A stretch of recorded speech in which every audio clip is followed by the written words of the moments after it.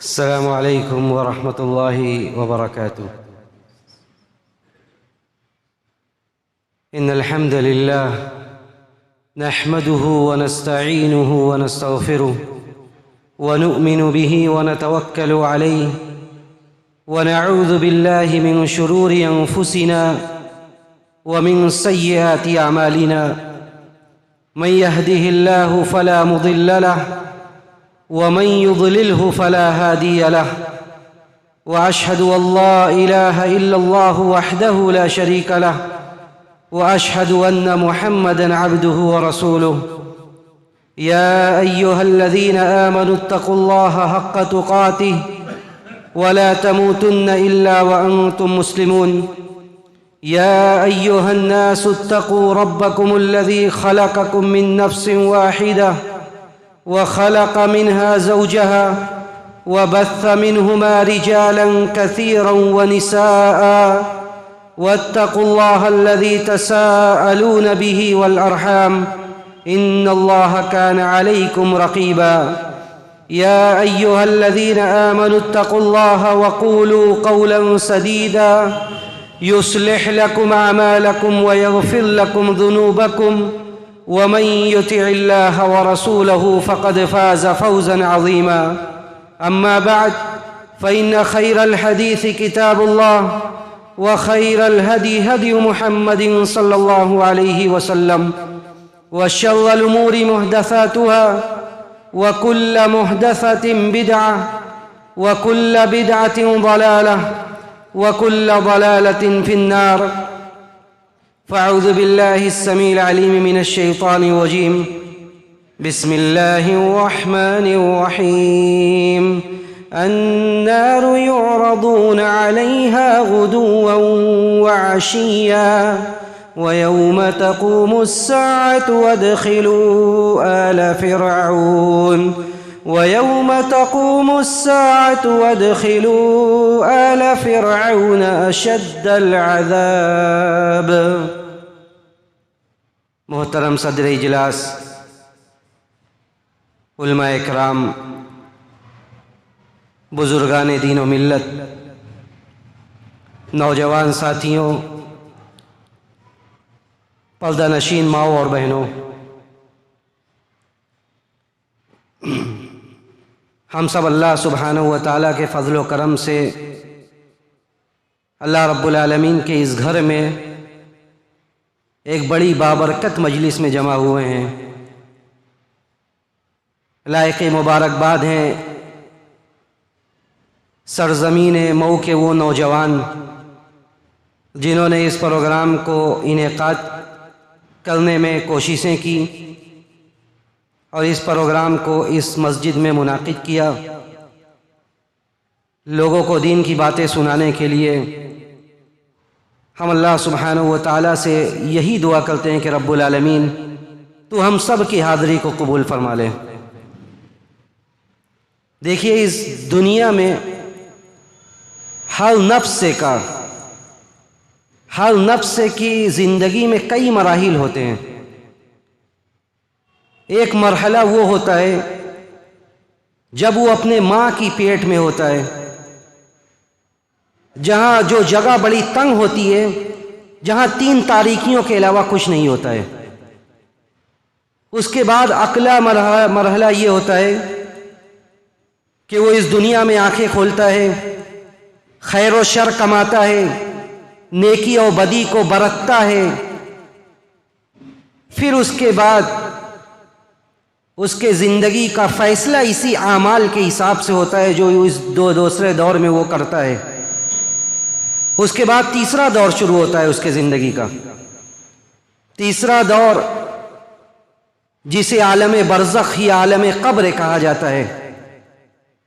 تیسرا دور یہ دوسرے دور کے بنسبت، دوسرا دور جو اس دنیا میں وہ آنکھیں کھولتا ہے، خیر و شر کماتا ہے، نیکی اور برائی کرتا ہے، اس کے بنسبت یہ تیسرا دور زیادہ وسیع ہوتا ہے، زیادہ لمبا ہوتا ہے.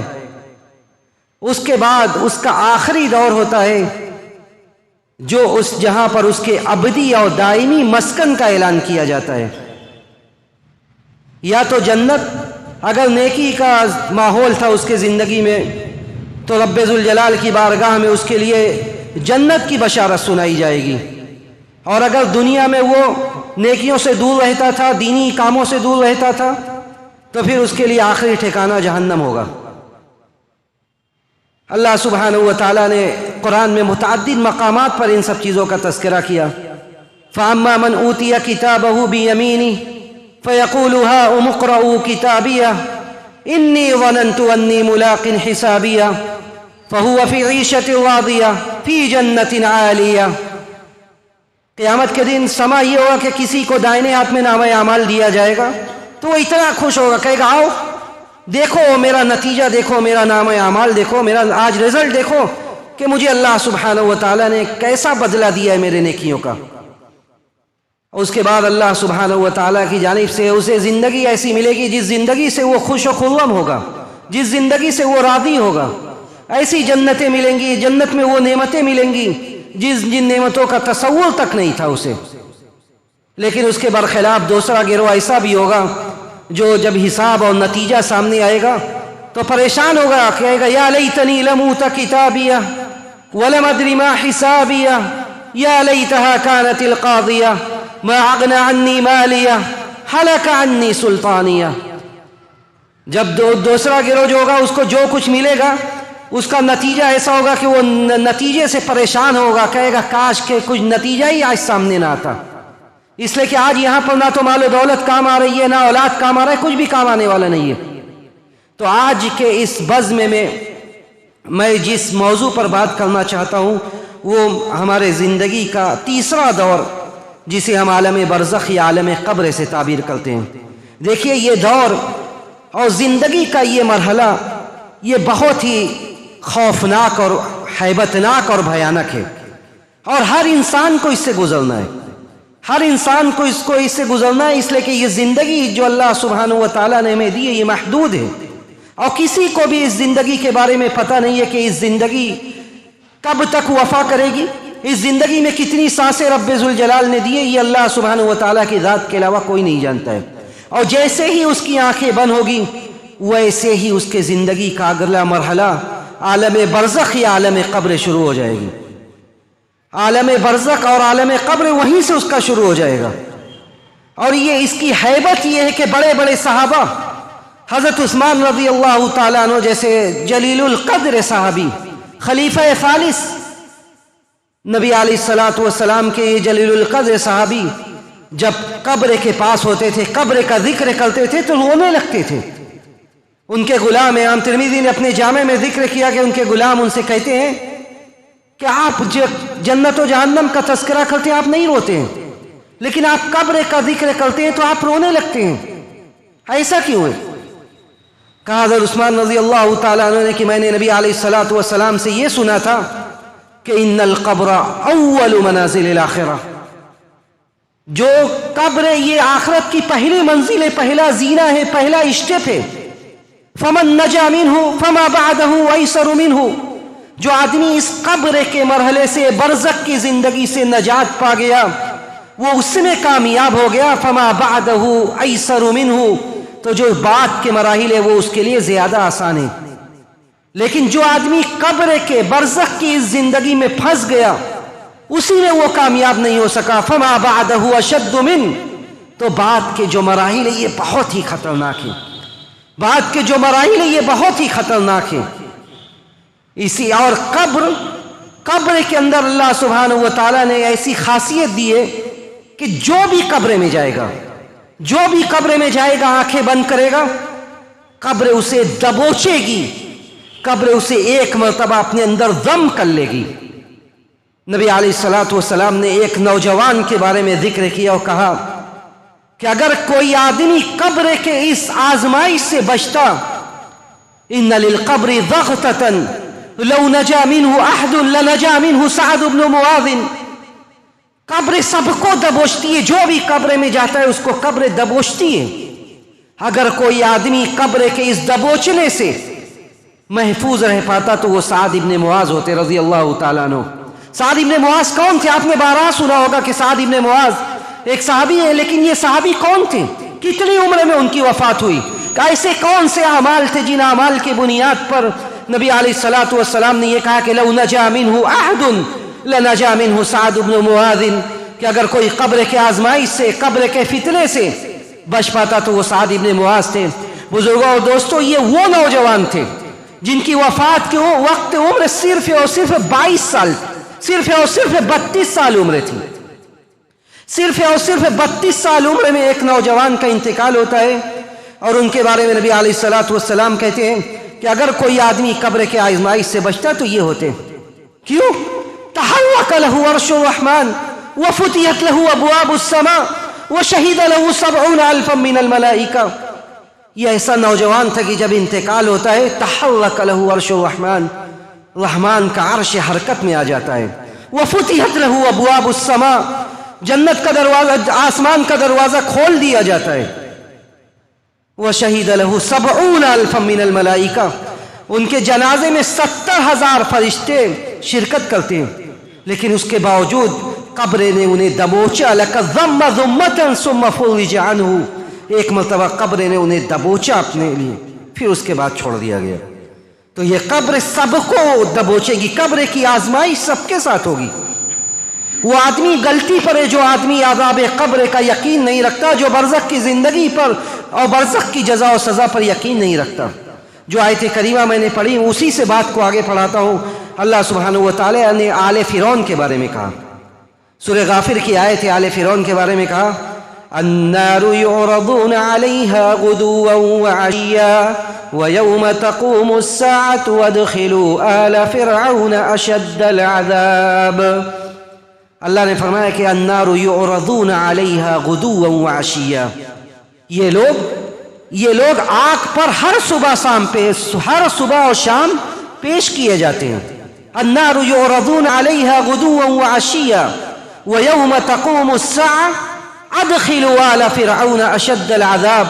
اور جس دن قیامت برپا ہوگی، جس دن قیامت قائم ہوگی، اس دن کہا جائے گا کہ ادخلوا آل فرعون اشد العذاب، کہ آل فرعون کو، فرعون کی اولاد کو دردناک عذاب میں داخل کر دو۔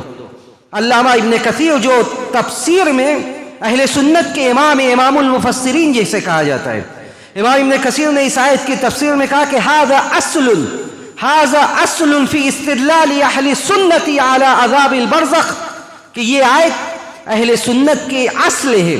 اہل سنت یہ کہتے ہیں کہ قیامت برپا ہونے سے پہلے، جنت و جہنم کا فیصلہ ہونے سے پہلے، قبر میں بھی اس کے آدمی کے اعمال کے حساب سے اسے بدلہ دیا جائے گا۔ علامہ ابن کثیر کہتے ہیں کہ یہ آیت اہل سنت کے ہاں اصل ہے، دلیل ہے کہ قبر میں بھی عذاب ہوگا جنت و جہنم سے پہلے۔ اس لیے کہ یہاں آل فرعون کے بارے میں کہا جا رہا ہے کہ روزانہ آگ پر وہ پیش کیے جاتے ہیں۔ ابھی قیامت نہیں برپا ہوئی ہے، ابھی قیامت نہیں قائم ہوئی ہے، اس سے پہلے ہی کہا جا رہا ہے کہ روزانہ روزانہ آگ پر یہ پیش کیے جاتے ہیں۔ تو علامہ ابن کثیر کہتے ہیں کہ یہ آیت یہ اہل سنت کے استدلال کے لیے اصل ہے کہ قیامت کے برپا ہونے سے پہلے بھی عذاب ہوگی، بلکہ آپ اس کو یقین رکھیے اور اس کو ہمیشہ اس پر اعتقاد رکھیے، یہ آپ کے عقیدے کا حصہ ہے، یہ ہمارے عقیدے کا حصہ ہے۔ جن چیزوں پر ہمارا عقیدہ ہے اس میں ایک ہمارا عقیدہ یہ بھی ہے کہ ہم اس بات کا بھی ایمان رکھتے، عقیدہ رکھتے ہیں کہ قبر میں بھی ہمارے اعمال کے حساب سے ہمارے ساتھ معاملہ کیا جائے گا۔ امام طحاوی ایک بڑے عالم ہیں، امام طحاوی ایک بہت بڑے عالم ہیں جنہوں نے عقیدہ کی ایک بڑی کتاب لکھی ہے جو جامعہ سلفیہ جیسے ادارے میں اور دوسرے اداروں میں پڑھائی جاتی ہے۔ اس کتاب میں امام طحاوی نے سلف کے عقیدے کو بیان کیا کہ ہمارا عقیدہ کیا ہے، ہم کن کن چیزوں پر وشواس رکھتے ہیں۔ امام طحاوی نے کہا کہ وَنُؤْمِنُ بِعَذَابِ الْقَبْرِ لِمَنْ كَانَ لَهُ أَهْلًا وَسُؤَالِ مُنْكَرٍ وَنَكِيرٍ فِي قَبْرِهِ عَنْ رَبِّهِ وَنَبِيِّهِ وَدِينِهِ عَلَى مَا جَاءَتْ بِهِ الْأَخْبَارُ الصَّحِيحَةُ عن رسول اللہ صلی اللہ علیہ وسلم وعن الصحابہ رضی اللہ عنہم اجمعین۔ امام طحاوی کہتے ہیں کہ ہم وَنُؤْمِنُ بِعَذَابِ الْقَبْرِ، ہم سارے سلف جو اہل سنت ہیں، جو صحیح عقیدے پر ہیں، صحیح منہج پر ہیں، وہ سب قبر کے عذاب پر اور قبر کی نعمتوں پر یقین رکھتے ہیں۔ اچھا ایک بات اور، عام طور سے بیان ہمیشہ یہ کیا جاتا ہے کہ قبر میں عذاب ہوگا، اس کا مطلب یہ نہیں کہ قبر میں صرف عذاب ہی ہمیشہ ہوتا رہے گا اور قبر میں کوئی نعمت نہیں ملے گی، بلکہ امام طحاوی نے کہا کہ وَنُؤْمِنُ بِعَذَابِ الْقَبْرِ لِمَنْ كَانَ لَهُ أَهْلًا، ہم عذاب قبر کا ایمان اس کے لیے رکھتے جو اس کے لائق ہے۔ جس نے دنیا میں پاپ کیا ہے، غلط کام کیا ہے، عذاب اس کو قبر میں ہوگا. جس نے اچھا کام کیا ہے، جس نے اچھا کام کیا ہے، نیکی اور اطاعت سے اپنے زندگی کو آباد کیا ہے، اس کے لیے قبر میں بھی اچھائی کا بدلہ ہوگا. وَسُؤَالِ مُنْكَرٍ وَنَكِيرٍ فِي قَبْرِهِ عَنْ رَبِّهِ وَدِينِهِ وَنَبِيِّهِ. اور اس کے بعد قبر میں اس سے سوال ہوگا اس کے رب کے بارے میں، دین کے بارے میں، نبی کے بارے میں. اس لیے کہ بہت ساری حدیث اس میں وارد ہیں اور صحابہ کے بہت سارے آثار ہیں. ایک دو حدیثیں آپ سنیے اور اندازہ کیجئے کہ یہ کتنا بڑا مسئلہ ہے نبی علیہ الصلوۃ والسلام، اور یہ کتنا خطرناک مسئلہ ہے. جو آدمی دیکھیے آج بہت سارے، جیسا کہ صدر صاحب نے بھی کہا، یہ جلسے جلوس اور اصلاحی تقاریر سب کا مقصد بدل گیا ہے. ساری باتیں ہم سنتے ہیں لیکن ان باتوں کا اثر ہمارے دلوں پر نہیں ہوتا. ہم نکلتے ہیں مسجدوں سے، مجلسوں سے نکلتے ہیں، لیکن جو اثر ہونا چاہیے، جس چیز پر اثر ہونا چاہیے اس چیز پر نہیں ہو رہا ہے. یہ ساری باتیں کیوں ہوتی ہیں؟ یہ ساری باتیں اس لیے ہوتی ہے تاکہ ہمارے دلوں کی دنیا بدل جائے. یہ ساری باتیں یہ اس لیے ہوتی ہے کہ گناہوں کی زندگی سے ہم توبہ کر کے ایک نئی زندگی گزاریں. یہ ساری باتیں اس لیے ہوتی ہے تاکہ ہماری آخرت سنور جائے. لیکن سب کچھ ہوتا ہے، اس کا اثر ہمارے اوپر نہیں ہوتا، اس لیے کہ ہمارے دلوں سے اللہ کا خوف اور اس کی خشیت نکل چکی ہے. ہمارے دلوں سے اللہ کا خوف اور اس کی خشیت نکل چکی ہے. قبر کا ذکر کیا جاتا ہے، آخرت کا ذکر کیا جاتا ہے. ہم تو اتنے ڈھیٹ ہو چکے ہیں، ہم اتنے ڈھیٹ ہو چکے ہیں کہ قبرستان میں بھی ہم جاتے ہیں تو ہم اپنا وقت گزارنے کے لیے کسی دوست احباب کو پکڑ لیتے ہیں اور پورا ٹائم جتنے دیر قبر کی کھدائی ہو رہی ہے ہم اپنا وقت کسی سے بات چیت میں گزار لیتے ہیں. اور گزار کے 3 لپ مٹی ڈالتے ہیں، ڈال کے نکل جاتے ہیں. 3 لپ مٹی ڈال کر نکل جاتے ہیں. ہمارے ذہن و دماغ میں یہ کہیں نہیں ہوتا ہے کہ آج ہم دوسرے کو اپنے کاندھے پر لے کر آئیں. وہ وقت دور نہیں جب لوگ ہمیں لے کر آئیں گے، جب لوگ ہمیں لے کر آئیں گے. تو یہ قبر کی زندگی اور یہ باتیں، ان باتوں کا اثر ہمارے دل پر ہونا، یہی سارے پروگراموں کا یہی مقصد ہے. اگر دل پر اثر نہیں ہو رہا ہے تو یہ بہت بڑی ناکامیابی ہے. تو نبی علیہ الصلوۃ والسلام قبر میں اور قبرستان میں آپ کا کیا انداز ہوتا تھا؟ حضرت براء ابن عازب رضی اللہ تعالیٰ عنہ کہتے ہیں کہ ایک انصاری کا جنازہ تھا. نبی علیہ الصلوۃ والسلام قبرستان میں بیٹھے ہوئے تھے، قبر کی کھدائی جاری تھی. آپ بیٹھے بیٹھے آپ رونے لگے، آپ اتنا روئے آپ کہ وہاں کی مٹی تر ہو گئی. اس کے بعد آپ صحابہ اکرام کی طرف مخاطب ہوتے اور صحابہ اکرام سے کہتے ہیں یا اخوانی اعدوا لمثل هذا اليوم، کہ مسلمانوں اس دن کے لیے تم بھی تیاری کرو، اس دن کے لیے تم بھی تیاری کرو. تم آج دوسروں کو لے کر آئے ہو، کل تمہیں کوئی لے کر آئے گا. کسی کو اس موت سے مفر نہیں ہے، قبر کی زندگی سے، برزخ کی زندگی سے کسی کو مفر نہیں ہے. اگر آج ہمارے پاس موقع ہے، ہم تیاری نہیں کریں گے تو کل کس نے دیکھا ہے؟ کل کا ماحول کیسا ہوگا؟ بادروا بالاعمال فتنا كقطع الليل المظلم يصبح الرجل مؤمنا ويمسي كافرا ويمسي مؤمنا ويصبح كافرا. ایسے وقت کے آنے سے پہلے اپنی اصلاح کر لو. جب ایسا فتنہ آئے گا کہ تاریخ جس طرح رات کی ہے، تاریکی ہے، اس طرح پورے اسلامی سماج پر فتنہ فساد چھا جائے گا. یہ سمجھ نہیں آئے گا کہ حق کیا ہے، یہ سمجھ نہیں آئے گا باطل کیا ہے، یہ سمجھ نہیں آئے گا کہ کون سچی بات کہہ رہا ہے، کون جھوٹی بات کہہ رہا ہے. یصبح الرجل مؤمنا ویمسی کافرا، صبح کو لوگ مومن ہوں گے، شام میں کافر ہوں گے. یعنی اس قدر حالات غیر مستقر ہو جائے گا. صبح میں لوگ کافر، شام میں مومن، شام میں کافر، صبح مومن. اور دین کی قدر و منزلت اتنی ہلکی ہو جائے گی. یبیع دینہ بعرض من الدنیا، یبیع دینہ بعرض من الدنیا. دین کا لوگ سودا کریں گے، دین بیچیں گے دنیا کے بدلے.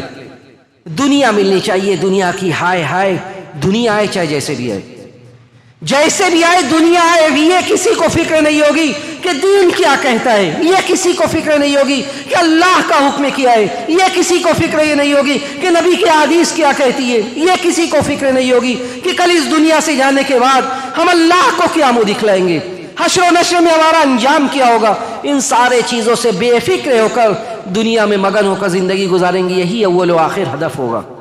نبی علیہ الصلوۃ والسلام کہتے ہیں یا اخوانی اعدوا لمثل هذا اليوم، اس دن کے لیے تم بھی تیاری کرو. اس لیے کہ یہ دن ایک دن وہ بھی ہوگا جب ہماری آنکھیں بند ہوں گی. اور جو امام طحاوی کی عبارت کو آگے بڑھاتے ہوئے میں کہتا ہوں، نبی علیہ الصلوۃ والسلام نے حدیث میں بیان کیا، جب ایک آدمی کو قبر میں رکھ کر آیا جاتا ہے، یہیں سے اس کی زندگی شروع ہوتی ہے. اچھا، ایک بات سمجھنے کی ہے کہ قبر کی زندگی کہا جاتا ہے، اس کا مطلب یہ نہیں کہ قبر میں ہی دفن کیا جائے، اور جس کو قبر میں دفن نہیں کیا گیا اس کی برزخی زندگی شروع نہیں ہوگی، ایسا نہیں ہے. من مات فقد قامت قیامتہ، جس آدمی کی موت ہو گئی اس کی برزخی زندگی شروع ہو گئی. اللہ سبحانہ و تعالیٰ اس کو کہیں بھی اس کو جلا کر اس کی راکھ کو اڑا دیا جائے، اللہ سبحانہ و تعالیٰ اس کو بھی عذاب دینے پر قادر ہے. اگر وہ عذاب کے لائق ہے اس کو بھی عذاب دینے پر قادر ہے. اس کو پہاڑ سے اڑا کے پھینک دیا جائے اس کو بھی اللہ سبحانہ و تعالیٰ عذاب دینے پر قادر ہے. ایسا کچھ نہیں کہ اس کو قبر میں ہی دفن کیا جائے گا تبھی اس کو عذاب ہوگا، بلکہ نبی علیہ الصلوۃ والسلام نے جہاں بھی یہ باتیں بیان کی اس کا مقصد یہ کہ برزخی زندگی شروع ہو جائے گی.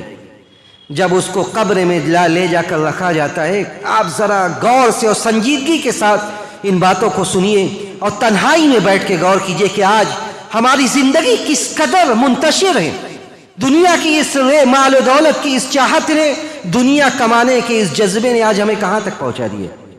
نبی علیہ الصلوۃ والسلام کہتے ہیں کہ جب قبر میں میت کو چھوڑ کے لوگ اس کے رشتہ دار جانے لگتے ہیں، میت اپنے جانے والوں کے جوتوں کی آواز سنتی ہے کہ سب جا رہے ہیں. اب جس کے لیے ہم دنیا میں سب کرتے تھے آج سب چھوڑ کے جا رہے ہیں. اس کے بعد فرشتے آتے ہیں، فرشتے آ کر اسے اٹھا کر بیٹھاتے ہیں. اب یہ ساری باتیں آپ کو، بہت سارے لوگوں کے دماغ میں یہ باتیں آتی، 2 گز زمین کا یہ ٹکڑا، کہاں سے فرشتے آئیں گے، کہاں سے فرشتے آتے ہیں؟ 2 فرشتے، ایک میت، 3 لوگ کیسے اس زمین پہ اتنی جگہ میں کیسے 3 لوگ آتے ہیں؟ یہ بات بہت سے لوگ اعتراض کرتے ہیں کہ یہ بات عقل میں نہیں آتی، اتنی بڑی زمین، 2 فرشتے، میت، کہاں سے سب آتے ہیں؟ دیکھیے، سب سے پہلا وصف اللہ سبحانہ و تعالیٰ نے قرآن میں مومنین کا یہ بتلایا کہ الذین یؤمنون بالغیب، جو لوگ غیبیات پر ایمان رکھتے ہیں. اور یہ برزخی زندگی جس کا میں ذکر کر رہا ہوں، قبر کی زندگی، اس کا تعلق غیبیات سے ہم نے دیکھا نہیں ہے، لیکن نبی کے احادیث نے یہ بیان کیا ہے. اللہ رب العزت والجلال کے فرمان سے یہ باتیں ثابت ہوئی، اس لیے ہمارا عقیدہ اور ایمان اس پر ہے. کیسے ہوگا یہ اللہ سبحانہ و تعالیٰ جانتا ہے، لیکن یہ ہوگا اور یہ حتمی اور یقینی ہوگا. 2 فرشتے آتے ہیں، آخر بیٹھاتے ہیں، پوچھتے ہیں کہ کس حال میں تم تھے دنیا میں. پہلا سوال کریں گے کس حال میں تھے دنیا میں، یعنی جس کو یہ کہا جائے کہ تمہارا رب کون ہے، یا بعض روایات میں کس حال میں دنیا میں تھے، کہے گا میں اسلام کی حالت میں تھا، میں اسلام کو ماننے والا تھا. تو فرشتے دوسرا سوال کریں گے، اچھا اس آدمی کے بارے میں کیا کہتے ہو، یعنی نبی کے بارے میں کیا کہتے ہو تم؟ وہ آدمی جواب دے گا کہ یہ اللہ کے پیغمبر ہیں، نبی ہیں، جو اللہ کی آیات اور نشانیوں کو لے کر آئے تھے.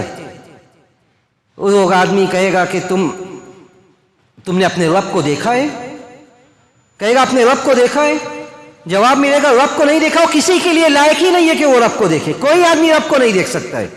اللہ کو کسی نے نہیں دیکھا ہے، نہ تو کسی کے لیے لائق ہے کہ وہ رب کو دیکھے. فرشتہ سمجھ جائے گا کہ یہ آدمی سیدھی لائن پر ہے، یہ آدمی راہ صراط مستقیم پر ہے. وہ کہے گا کہ تم سیدھے راستے پر ہو، تم یقین رکھتے تھے اللہ کی ذات پر، دین پر تمہارا عقیدہ اور ایمان تھا. اس کے بعد اس کو وہیں سے اس کے لیے اچھی زندگی کی آمد شروع ہو جائے گی. اس کے لیے ایک سوراخ کیا جائے گا قبر میں اور دکھلایا جائے گا. پہلے یہ دکھلایا جائے گا کہ یہ جہنم ہے، یہ جہنم ہے جس کی آگ کی لپٹیں، جس کی آگ کی تپش، آگ ایک دوسرے پر چڑھی جا رہی ہے. اور دوسری طرف دکھلایا جائے گا جنت. پہلے اس سے کہا جائے گا کہ یہ جہنم ہے جس کی آگ کی تپش اور جس کی آگ کی یہ لپٹ جو ایک دوسرے کو کھائے جا رہی ہے. یہ اللہ سبحانہ و تعالیٰ نے، اللہ کا شکر ادا کرو کہ اللہ سبحانہ و تعالیٰ نے کیسے تم سے اس کو پھیر دیا. یہ تمہارا ٹھکانہ ہو سکتا تھا، یہ تمہارا مسکن ہو سکتا تھا، یہ تمہارے لیے ٹھکانہ ہمیشہ کا ہو سکتا تھا، اللہ نے تمہیں بچا لیا. اس کے بعد جنت دکھلائی جائے گی اور جنت کی نعمتیں دیکھے گا، شاداب ہریالی دیکھے گا. اس سے کہا جائے گا یہ تمہارا ٹھکانہ ہے، کیونکہ تم نے اللہ پر یقین کیا، نبی کی رسالت کو تم نے تسلیم کیا، تو یہ تمہارا ٹھکانہ ہے جو ہمیشہ ہمیش کے لیے تمہارا ٹھکانہ بنے گا. اس کے بعد اعلان ہوگا فرشوہ لہ من الجنہ، جنت کا بچھونا اس کے لیے بچھا دو. جنت کا دروازہ اس کے لیے کھول دو. تو وہیں سے سوال و جواب ہوگا. اس کے بعد قبر میں سب کچھ جو کچھ اس کا اعمال جیسا ہوگا اسی حساب سے اس کے ساتھ معاملہ کیا جائے گا. نبی علیہ الصلاۃ والسلام پہلے یہ کہتے تھے, حضرت عائشہ رضی اللہ تعالیٰ عنہ, صحیح روایت ہے, حضرت عائشہ رضی اللہ تعالیٰ عنہ کہتی ہیں کہ ایک یہودیہ آتی تھی میرے پاس, ایک یہودیہ آتی تھی. وہ جب بھی کوئی بات ہوتی تھی تو وہ مجھ سے کہتی, مجھے دعا دیتی کہ اللہ تمہیں قبر کے فتنے سے محفوظ رکھے, قبر کے فتنے سے تمہیں اللہ محفوظ رکھے.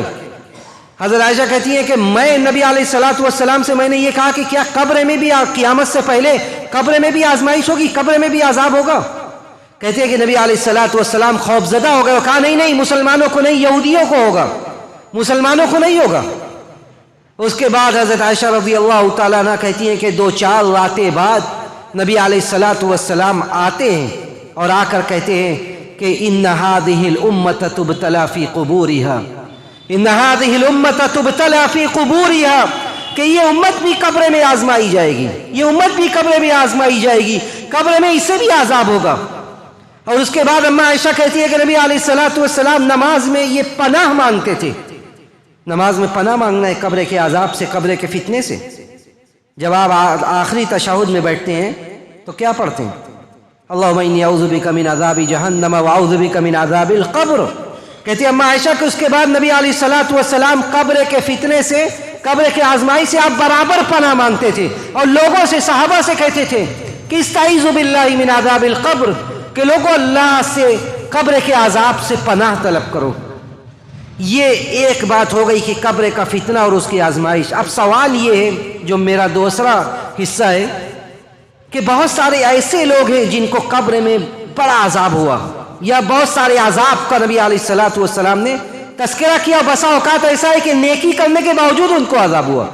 تو ایسی کون سے اعمال ہیں, کیوں ان کو عذاب ہوا, یا ان کے عذاب کا تذکرہ کیوں کیا گیا؟ میں چند ایک روایات آپ لوگوں کے سامنے رکھتا ہوں, آپ لوگ اسے سنیے, اور اگر وہ خرابی, وہ برائیاں ہمارے اندر ہیں تو آج ہم یہ عہد کر کے جائیں کہ ہم ان برائیوں سے اپنے آپ کو پاک و صاف کر دیں گے. پہلی روایت حضرت عبداللہ ابن عباس رضی اللہ تعالیٰ عنہما راوی ہیں. حضرت عبداللہ ابن عباس کہتے ہیں کہ نبی علیہ الصلاۃ والسلام 2 قبروں کے پاس سے گزرے, 2 قبروں کے پاس سے گزرے نبی علیہ الصلاۃ والسلام. دیکھیے نبی علیہ الصلاۃ والسلام کو قبر میں جو ہو رہا تھا عذاب, وہ آپ کو سنایا, آپ کو اللہ کی جانب سے یہ سنایا گیا کہ قبر میں عذاب ہو رہا ہے. لوگوں کو کیوں نہیں سنائی دیا, لوگوں کو کیوں نہیں سنائی دیا, جو عام انسان تھے ان کو کیوں نہیں سنائی دیا؟ نبی علیہ الصلاۃ والسلام نے اس کی علت بھی بیان کی.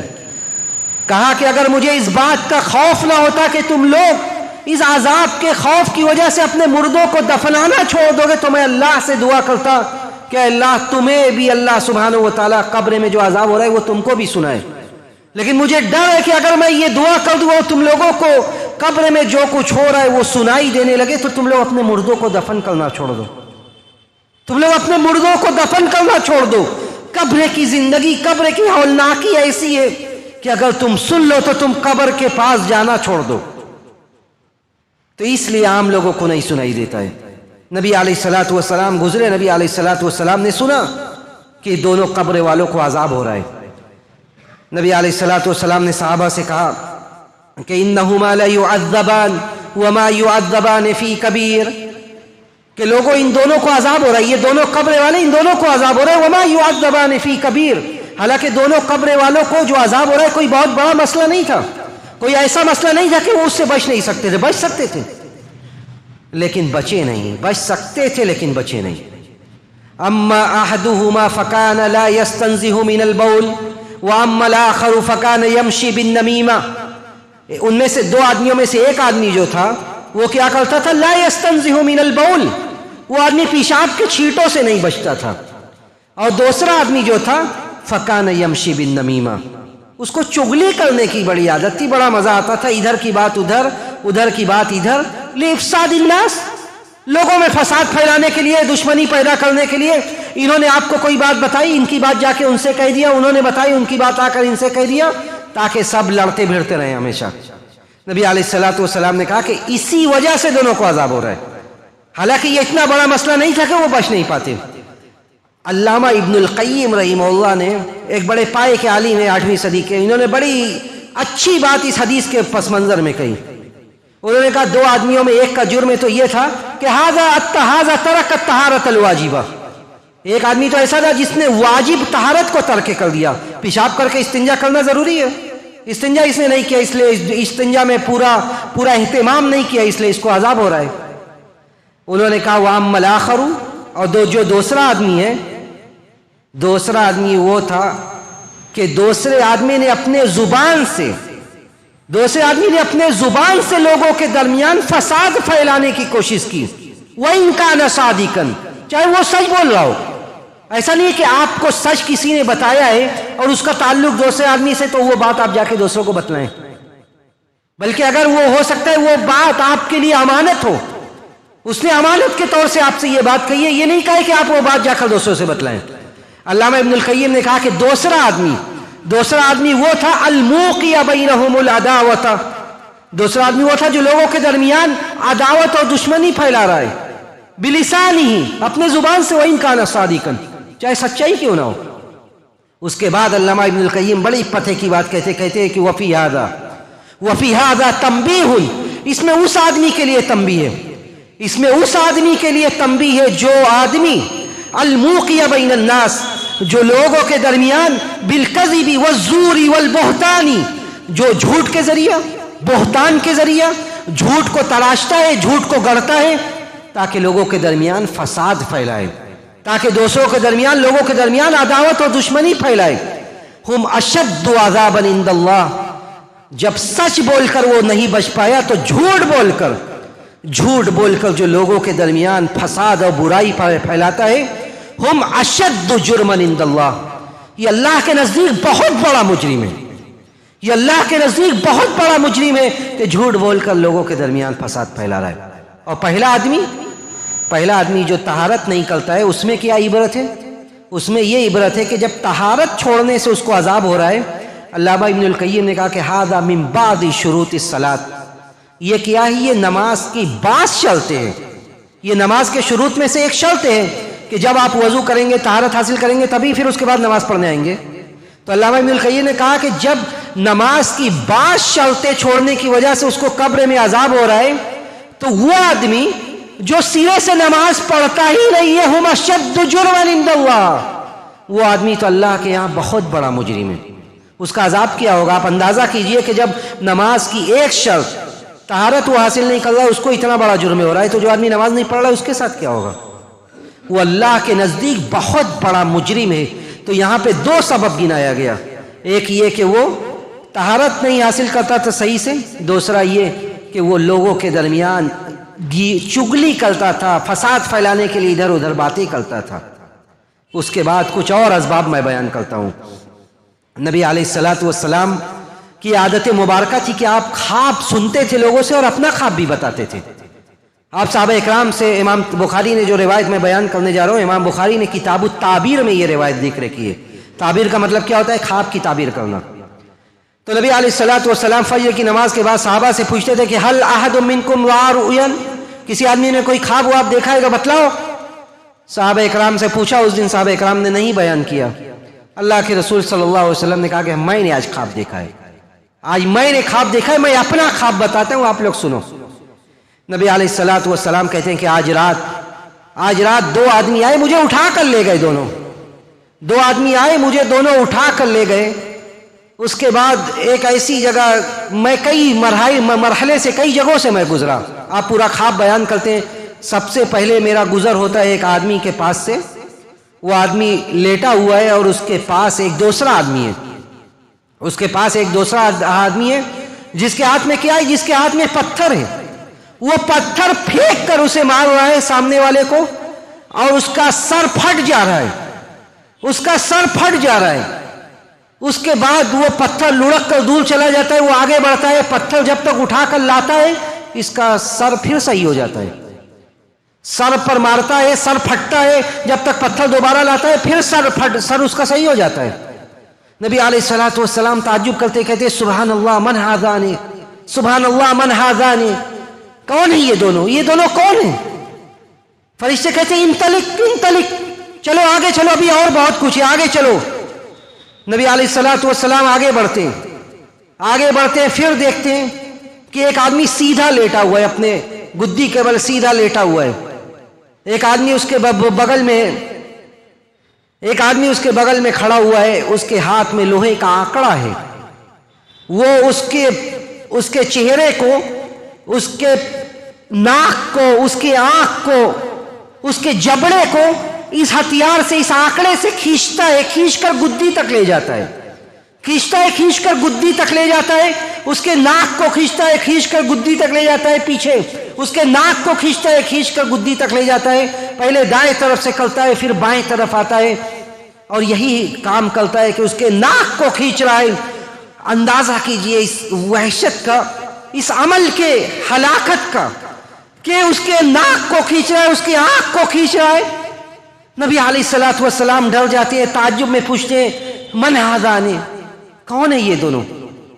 नबी अलैहिस्सलातु वस्सलाम से कहा जाता है कि अभी आगे बढ़ो, अभी और भी बहुत कुछ है। उसके बाद नबी अलैहिस्सलातु वस्सलाम आगे बढ़ते हैं, आपका गुजर होता है, आप देखते हैं कि लोगों की बड़ी आवाजें आ रही है, चीख चिल्ला रहे हैं सब। आप झांक कर देखते हैं, एक तंदूर की तरह होता है, जिसमें रोटी पकती है, उस तरह उस मानिन कोई चीज होती है। आप जब झांक के देखते हैं तो देखते हैं उसमें मर्द और औरत बरहना मर्द और औरतें हैं, और नीचे आग बढ़ रही। जब आग की लपट ऊपर उठती है, आग के शोला ऊपर चढ़ने लगता है तो ये सब चिल्लाने लगते हैं। आप जब देखते हैं कि बरहना मर्द और औरतें नंगे हैं सब, और जब आग की लपट ऊपर आने लगती है तो चीखने चिल्लाने लगते हैं। नबी अलैहिस्सलातु वस्सलाम ताज्जुब करते हैं और पूछते हैं मन हाज़ानी, कौन है ये लोग जो बरहना है, मादरजाद नंगे, और जिनके नीचे आग जलाई गई है, ये सब चीख रहे हैं, चिल्ला रहे हैं। नबी अलैहिस्सलातु वस्सलाम से कहा जाता है इंतलिक, आगे बढ़िए अभी। उसके बाद नबी अलैहिस्सलातु वस्सलाम और आगे बढ़ते हैं, आप देखते हैं कि एक आदमी, एक नहर है, उसमें तैर रहा है, और वो नहर कोई आम नहर नहीं, बल्कि उस नहर का पानी ऐसा है जैसे खून हो। नहर का पानी खून की तरह सुर्ख है, और एक आदमी उसमें तैराकी कर रहा है। तैरता हुआ जब किनारे पर आता है, साहिल पर आता है, तो एक आदमी बैठा हुआ है, उसके हाथ में पत्थर है, पत्थर के टुकड़ा है। जब भी वो साहिल पर पहुंचता है, किनारे पर जब भी वो पहुंचता है, ये किनारे पर बैठा हुआ आदमी उसके मुंह में पत्थर डाल देता है। किनारे पर बैठा हुआ आदमी उसके मुंह में पत्थर डाल देता है। वो मुंह में पत्थर डलवाता है, पत्थर डाला जाता है उसके मुंह में, उसके बाद वो वापस चला जाता है, फिर आता है, फिर पत्थर डाला जाता है, और यही सिलसिला चल रहा है।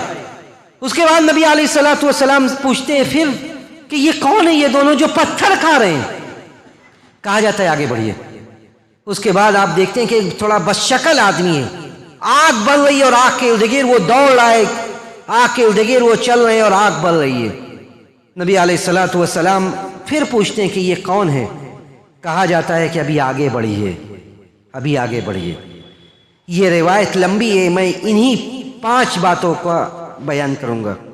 नबी अलैहिस्सलातु वस्सलाम से उस रिवायत में और भी बहुत कुछ कहा गया। उसके बाद आप जन्नत देखते हैं, अपना ठिकाना देखते हैं, आपसे कहा जाता है कि आपका ठिकाना है, आप दाखिल होना चाहते हैं, आपसे कहा जाता है कि आप जब क़यामत बर्पा होगी, जब हिसाब व किताब होगा, उसके बाद ये आपका हमेशगी और दायमी मस्कन होगा। उसके बाद आप ऐसे लोगों को भी देखते हैं जिनका आधा हिस्सा बड़ा खूबसूरत होता है और आधा बदसूरत, ये सब कुछ देखते हैं आप। उसके बाद आखिरी में आप फिर पूछते हैं कि ये सब माजरा क्या था?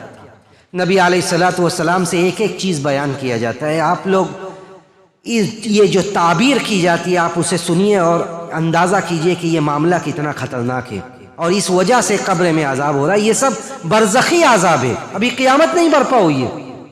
नबी अलैहिस्सलातु वस्सलाम से कहा जाता है कि पहला आदमी जिसे आपने देखा कि जिसे पत्थर से मारा जा रहा है, पत्थर से उसका सर फट जा रहा है, फिर सर सही हो जा रहा है, फिर पत्थर से मारा जा रहा है, ये कोई और आदमी नहीं बल्कि ये वो आदमी था अल्लज़ी याख़ुज़ुल क़ुरआन सुम्मा यरफ़ुज़ुहु व यनामु अलिस्सलातिल मक्तूबा। ये वो आदमी था जो कुरान को लेता था, कुरान को याद करता था, कुरान का इल्म हासिल करता था, सुम्मा यरफ़ुज़ुहु, फिर उसे छोड़ देता था।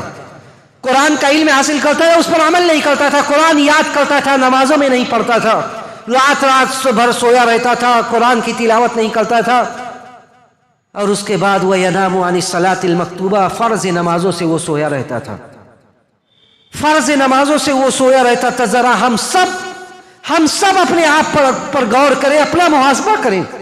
کتنی ایسی نمازیں ہیں آج کتنی ایسی نمازیں ہیں جو حسب معمول چھوڑی جا رہی ہیں۔ کتنے ایسے لوگ ہیں جو الارم لگا کر سوتے ہیں کہ مجھے آج 5 بجے اٹھنا ہے تاکہ 5:20 پر میں مسجد میں جا کے باجماعت نماز ادا کروں۔ کتنے ایسے لوگ ہیں، ورنہ کتنوں کو پتہ ہی نہیں ہوگا کہ فجر کی نماز کا وقت کیا ہے، کتنوں کو پتہ نہیں ہوگا کہ ظہر کی نماز آج کل ہماری مسجد میں کب ہو رہی ہے، عصر کی نماز میں سوئے رہے ہیں۔ نبی علیہ الصلوۃ والسلام نے کہا کہ آج اس کی سزا یہ ہے کہ وَيَنَامُ عَنِ الصَّلَاةِ الْمَكْتُوبَةِ، فرض نمازوں سے سویا رہتا تھا، آج پتھروں سے اسے مارا جا رہا ہے۔ یہ اس آدمی کا ہے جو نماز سے سویا رہتا تھا، اور جو آج پورے ہفتہ بھر نماز نہیں پڑھتے، جو آج سرے سے نماز پڑھتے ہی نہیں، ان کے ساتھ کیا ہوگا؟ دیکھیے، جو آدمی نماز میں سستی اور کوتاہی برتتا ہے، اس کے بارے میں اللہ نے کیا کہا؟ اللہ نے فرمایا فَوَيْلٌ لِّلْمُصَلِّينَ الَّذِينَ هُمْ عَن صَلَاتِهِمْ سَاهُونَ الَّذِينَ هُمْ يُرَاءُونَ۔ اللہ نے فرمایا یہ اس آدمی کے بارے میں، فَوَيْلٌ لِّلْمُصَلِّينَ الَّذِينَ هُمْ عَن صَلَاتِهِمْ سَاهُونَ، یہ اس کے بارے میں جو آدمی نماز میں سستی اور کوتاہی کرتا ہے۔ کہا اللہ نے کہ جو آدمی نماز میں سستی برتتا ہے وہ آدمی کے لیے ویل ہے، ہلاکت ہے، اس کے لیے جہنم ہے۔ جب نماز میں سستی برتنے والے کے لیے یہ ہے، تو جو آدمی ہفتہ بھر مسجد میں آنے کی جسے توفیق نہیں ہو رہی، اس کا کیا ہوگا؟ کیا کبھی ہم نے غور کیا کہ ہم اللہ کے یہاں جب اولین اور آخرین کا اجتماع ہوگا، جب ہماری کوئی بھی گناہ اللہ سے پوشیدہ نہیں رہے گی، ہم اللہ کو کیا منہ دکھائیں گے؟ ہم اللہ کو کیا منہ دکھائیں گے؟ فخلف من بعدهم خلف اضاعوا الصلاة واتبعوا الشهوات فسوف يلقون غیا۔ ایسے لوگ پیدا ہوئے بعد میں جنہوں نے نمازوں کو ضائع کر دیا، خواہشات کے غلام بن گئے۔ جو دل چاہتا ہے ہم رات میں 2 بجے تک جاگیں، واٹس ایپ چلائیں، فیس بک چلائیں، اور موبائل پر جتنے حفوات ہیں، جتنے غلط کام ہیں، وہ سارا کرتے ہم 2 بجے ہمیں نیند آ جائے۔ ہماری اگلی صبح ہوگی، یہ کس نے ہمیں ضمانت دی؟ اگلی صبح ہماری آنکھیں کھلے گی، اللہ کے علاوہ کوئی نہیں جانتا۔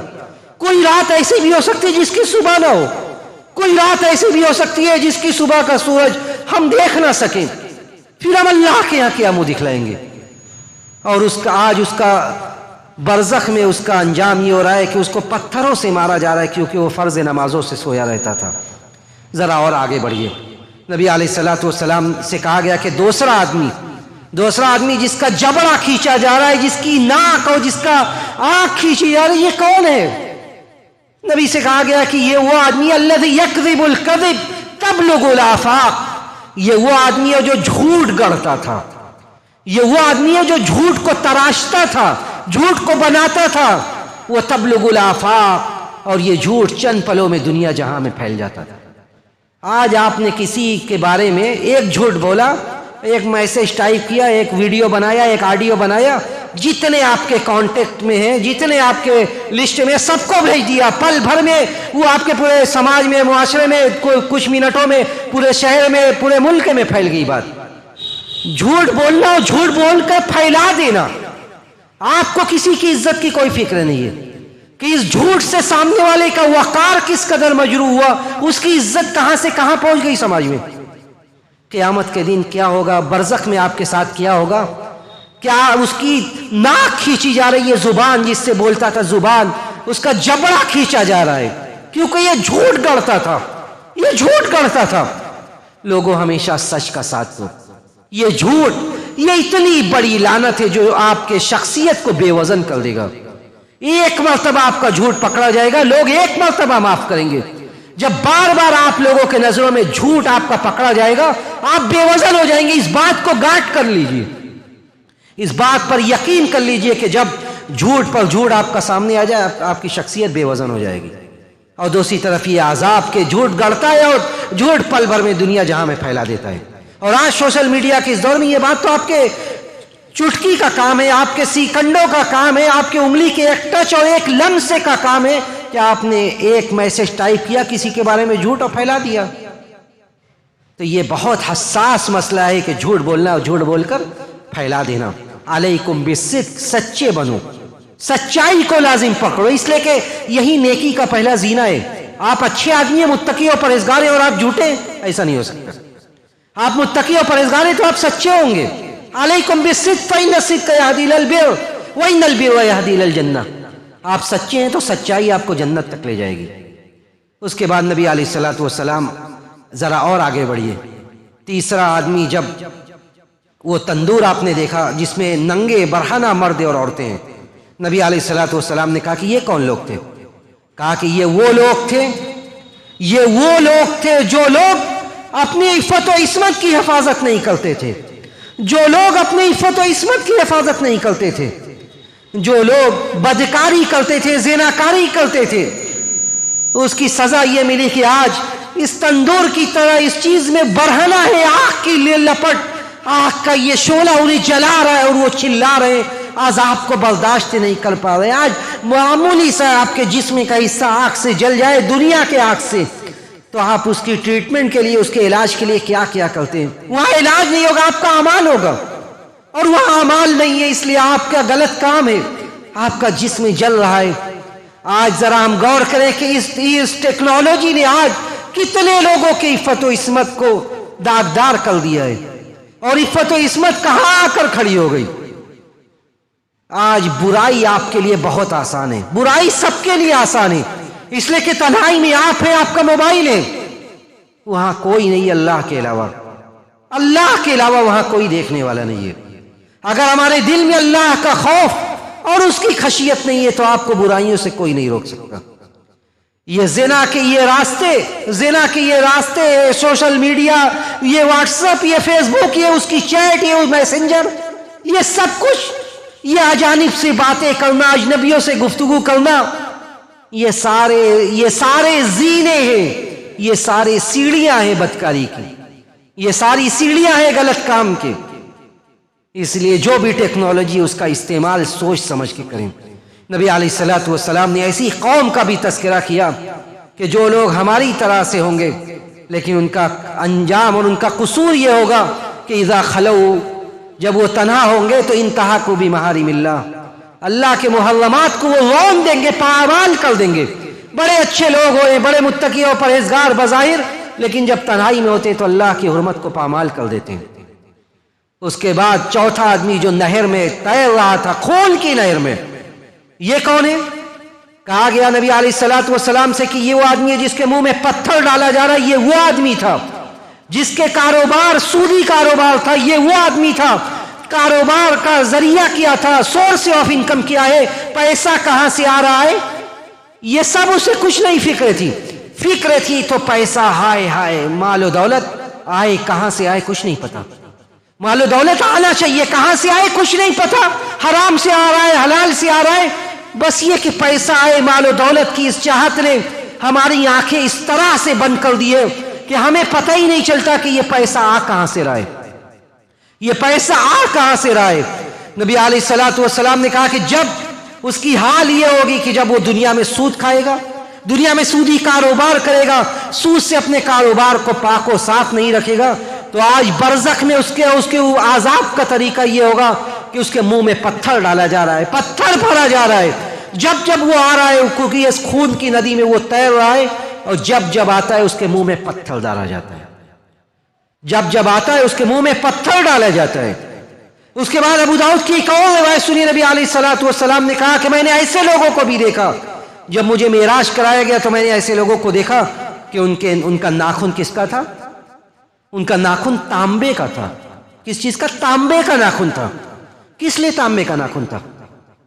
تانبے کا ناخن اس لیے تھا یخمشون بها وجوہهم، یخمشون بها وجوہهم وصدورهم، وہ سب اپنے تانبے کے ناخن سے اپنے سینوں کو، اپنے چہروں کو نوچ رہے تھے، بکوٹ رہے تھے. میں نے پوچھا کہ جبریل یہ کون سے لوگ ہیں جو خود اپنے آپ کو زخمی کر رہے ہیں؟ نبی علیہ الصلوۃ والسلام سے کہا گیا کہ ہؤلاء یقعون فی اعراض الناس، ہؤلاء یاکلون لحوم الناس ویقعون فی اعراضهم، یہ وہ لوگ ہیں جو لوگوں کے، اپنے بھائیوں کے گوشت کو کھاتے تھے، ان کی غیبت و چغلی کرتے تھے، وَيَقَعُونَ فِي أَرَاضِهِمْ، اور ان کی عزت کو اچھالتے تھے۔ دو لوگوں کی عزت بڑی ہلکی ہے، لوگوں کی عزت بڑی ہلکی ہے، جس طرح آپ کی عزت ہے ویسے ہی آپ کے بھائی کی عزت ہے۔ آپ کو اللہ نے یہ اختیار نہیں دیا، آپ کو یہ اتھارٹی نہیں دی ہے کہ آپ کسی کی عزت کو اچھال دیں، اس کے گھر کی عزت کو بازار میں نیلام کر دیں۔ اللہ نے آپ کو یہ اختیار نہیں دیا۔ اسی طرح ایک اور سبب نبی علیہ الصلوۃ والسلام نے یہ بھی بیان کیا کہ خیانت کرنا، کسی کو قوم کا امین بنایا گیا، ذمہ دار، قوم کی امانت، جمعیت و جماعت کی ذمہ داری، یہ ایسی ذمہ داری ہے قیامت کے دن باس پر سے ہوگی، بلکہ قیامت کے برپا ہونے سے پہلے برزخ کی زندگی میں نبی علیہ الصلوۃ والسلام سے کے سامنے ایک آدمی شہید ہو گئے، نبی علیہ الصلوۃ والسلام کا ملازم۔ صحابہ کرام نے کہا جنتی آدمی ہے، آپ کے ساتھ تھا خیبر کے موقع کی یہ روایت ہے، میں مختصر بیان کروں گا کہ خیبر کے موقع پر آپ کا ایک ملازم تھا، تیر لگنے سے شہید ہو گیا۔ صحابہ کرام نے کہا بڑی اچھی بات ہے، شہید ہو گیا، جنت ہے اس کے لیے۔ نبی علیہ الصلوۃ والسلام نے کہا کہ نہیں، تم لوگوں کو پتہ نہیں ہے، خیبر میں مال غنیمت کے تقسیم ہونے سے پہلے ایک چادر اٹھا کے لے کے چلا گیا تھا، مال غنیمت کے تقسیم ہونے سے پہلے چادر اٹھا کر لے گیا، اور یہ چادر یہ قبر میں اس کے لیے آگ کا کام کر رہی ہے۔ اندازہ کیجئے چادر کتنے کی رہی ہوگی، یہ چادر وہ اٹھا کر لے گیا، اور یہ چادر اس کے لیے آگ بنی ہوئی ہے قبر میں۔ ایک اور روایت سنیے جو آخری بات ہے میری، کہ نبی علیہ الصلوۃ والسلام نے ایک ایسے آدمی کا بھی تذکرہ کیا، آج مال و دولت آنے کے بعد، عزت و رسوخ آنے کے بعد، شہرت آنے کے بعد، چال ڈھال، طریقہ، لائف اسٹائل سب بدل جاتا ہے، اکڑ کر لوگ چلنا شروع کر دیتے ہیں۔ نبی علیہ الصلوۃ والسلام نے کہا کہ ایک آدمی تھا یجر ثوبہ بالخیلاء، جو آدمی اپنے چادر کو، اپنے کپڑے کو اکڑ کر تکبر سے گھسیٹ کر چل رہا تھا، اللہ سبحانہ و تعالیٰ نے اسی زمین میں اسے دھسا دیا، فَهُوَ يُزَلْزِلُ بِهِ إِلَى يَوْمِ الْقِيَامَةِ، اور قیامت تک وہ اسی زمین میں دھستا چلا جا رہا ہے۔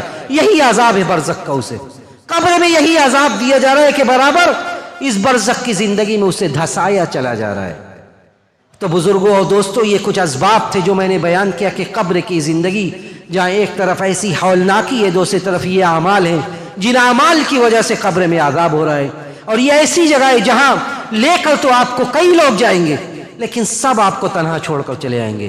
یتبع المیت ثلاثہ، تین گروہ جاتا ہے آپ کے ساتھ، مالہ و اہلہ و عملہ، آپ کے مال بھی آپ کے ساتھ جاتے ہیں، کچھ مال آپ کا جو آپ کے اوپر خرچ ہوتا ہے، آپ کی اولاد آپ کے ساتھ جاتی ہے، وہ عملہ، اور آپ کا عمل بھی آپ کے ساتھ جاتا ہے، لیکن آپ کا مال اور آپ کی اولاد آپ کو قبر کی اس تاریکی میں اور تنہائی میں چھوڑ کر چلی آتی ہے۔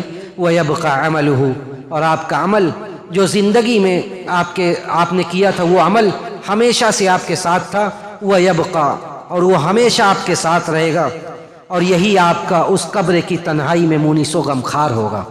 اس لیے ضرورت اس بات کی ہے کہ ہم اپنے حالات کا جائزہ لیں، ان باتوں کو اپنے دل میں جگہ دینے کی کوشش کریں، اور تنہائی میں بیٹھ کر سوچیں کہ آج ہماری زندگی کہاں سے کہاں پہنچ چکی ہے۔ ہم اللہ رب العزت والجلال سے یہی دعا کرتے ہیں کہ رب العالمین تو ہمیں آخرت کی فکر کرنے والا بنا دے، قبر کی زندگی، برزخ کی زندگی کی تیاری کی توفیق نصیب فرما دے۔ رب العالمین ہمارے دلوں کی دنیا کو بدل دے، دلوں میں اپنا خوف، اپنی خشیت پیدا کر دے۔ رب العالمین تو ہمارے دلوں میں اپنا خوف، اپنی خشیت پیدا کر دے، اپنے خوف سے ہمارے دلوں کو آباد کر دے۔ ہم میں جو بے روزگار ہیں تو انہیں برسر روزگار کر دے، جو برسر روزگار ہیں تو ان کے رزق میں ترقی نصیب فرما۔ جب ہمارا اس دنیا سے جانے کا وقت آئے، سانسوں کے ڈور کے ٹوٹنے کا وقت آئے، تو ہمیں اس بات کی توفیق دے کہ ہماری زبان سے نکلنے والا آخری کلمہ کلمہ توحید ہو۔ ربنا تقبل منا انك انت السميع العليم وتب علينا انك انت التواب الرحيم واخر دعوانا ان الحمد لله رب العالمين والسلام عليكم ورحمة الله وبركاته۔